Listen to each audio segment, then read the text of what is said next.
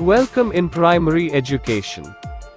आज हम सब कक्षा 4 की फुलवारी की पाठ्य पुस्तक का 15वां पाठ वीर अभिमन्यु का अभ्यास कार्य करेंगे। तो चलिए शुरू करते हैं। प्रश्न संख्या 1, बोध प्रश्न, उत्तर लिखिए। का पांडवों और कौरवों का युद्ध किस नाम से प्रसिद्ध है? उत्तर, पांडवों और कौरवों का युद्ध महाभारत के नाम से प्रसिद्ध है। का युधिष्ठिर क्यों चिंतित थे? उत्तर, युधिष्ठिर इसलिए चिंतित थे क्योंकि कौरवों ने अर्जुन की अनुपस्थिति में चक्रव्यूह की रचना की थी और अर्जुन के अलावा किसी को चक्रव्यूह तोड़ना नहीं आता था।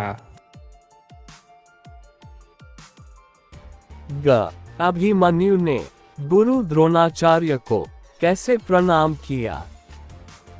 उत्तर, अभिमन्यु ने गुरु द्रोणाचार्य के चरणों में बाण छोड़कर उन्हें प्रणाम किया।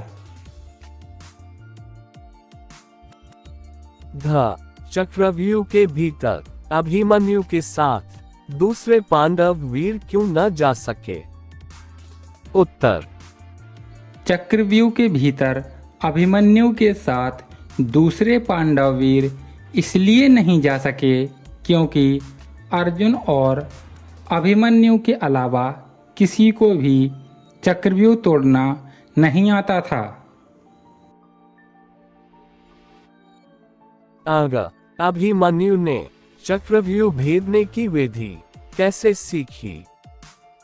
उत्तर, अभिमन्यु जब अपनी मां के गर्भ में थे तब अर्जुन ने उनकी मां से चक्रव्यूह तोड़ने का वर्णन किया था। तभी अभिमन्यु ने यह वर्णन सुनकर विद्या सीख ली थी। प्रश्न संख्या 2, किसने किससे कहा? उत्तर, आप इस तरह सोच में क्यों डूबे हैं तातश्री? युद्ध के क्या समाचार हैं? यह वाक्य अभिमन्यु ने युधिष्ठिर से कहा था। तुम नहीं जानते पुत्र कि चक्रव्यूह तोड़ना कितना कठिन है। यह वाक्य युधिष्ठिर ने अभिमन्यु से कहा था। अंतिम द्वार को तो मैं अपनी गदा से ही तोड़ दूंगा।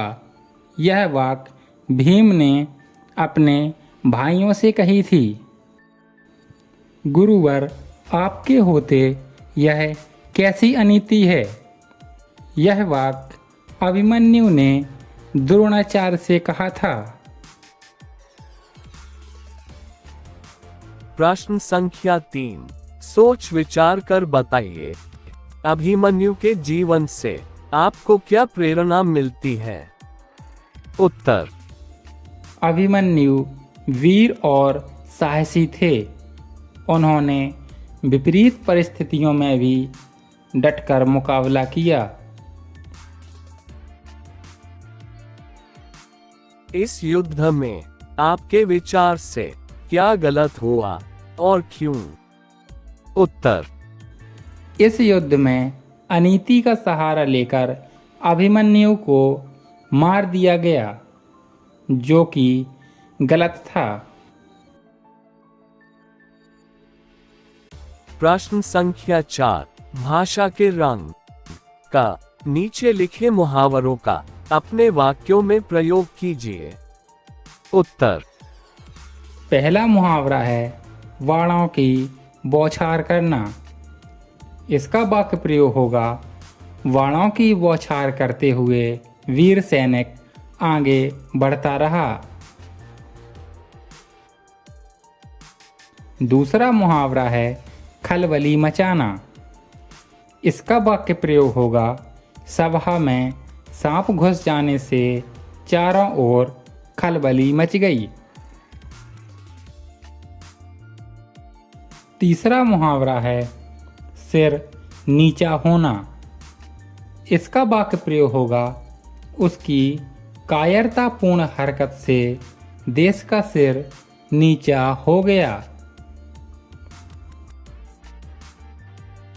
अंतिम मुहावरा है खुशी का ठिकाना न रहना। इसका वाक्य प्रयोग होगा राजेश को पुत्र रत्न प्राप्त होते ही उसकी खुशी का ठिकाना न रहा। ख नीचे लिखे शब्दों के समानार्थक शब्द बताइए।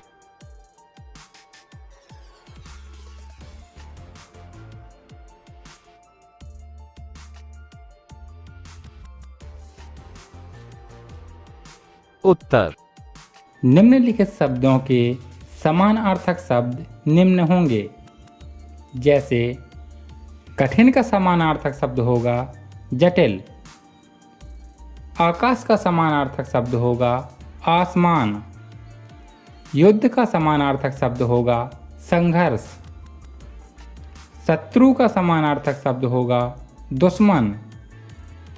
अलावा का समानार्थक शब्द होगा वगैर। धरती का समानार्थक शब्द होगा पृथ्वी। आज्ञा का समानार्थक शब्द होगा अनुमति। प्रण का समानार्थक शब्द होगा प्रतिज्ञा। बाण का समानार्थक शब्द होगा तीर। जीत का समानार्थक शब्द होगा प्राणी। नींद का समानार्थक शब्द होगा निंद्रा। और कहानी का समानार्थक शब्द होगा किस्सा।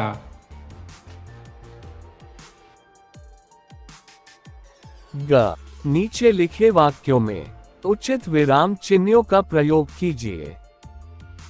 उत्तर नीचे लिखे वाक्यों में उचित विराम चिन्ह निम्न होंगे।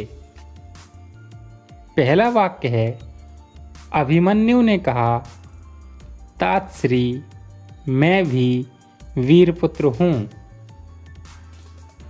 दूसरा वाक्य है समाचार अच्छे नहीं हैं पुत्र, लेकिन तुम क्यों चिंता करते हो। तीसरा वाक्य है तात श्री मैं वीरपुत्र हूँ, शत्रु ललकारे और मैं बैठा रहूं यह कैसे हो सकता है।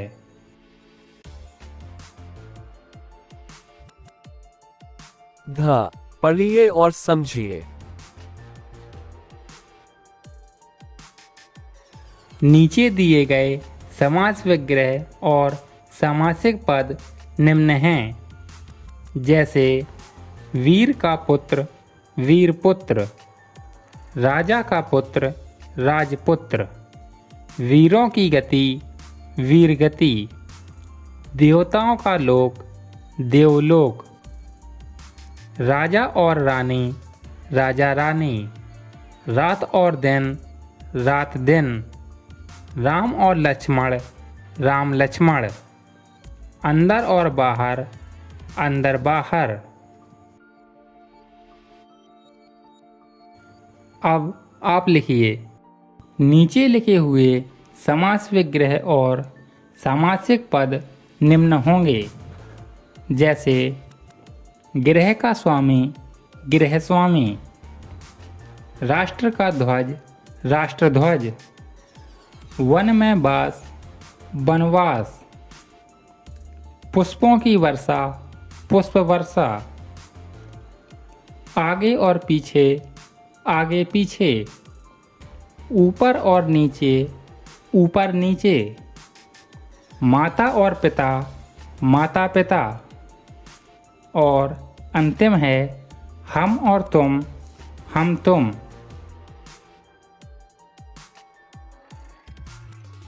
इस वीडियो को अपने दोस्तों के साथ शेयर जरूर करें और अधिक वीडियो देखने के लिए प्राइमरी एजुकेशन यूट्यूब चैनल को सब्सक्राइब करें।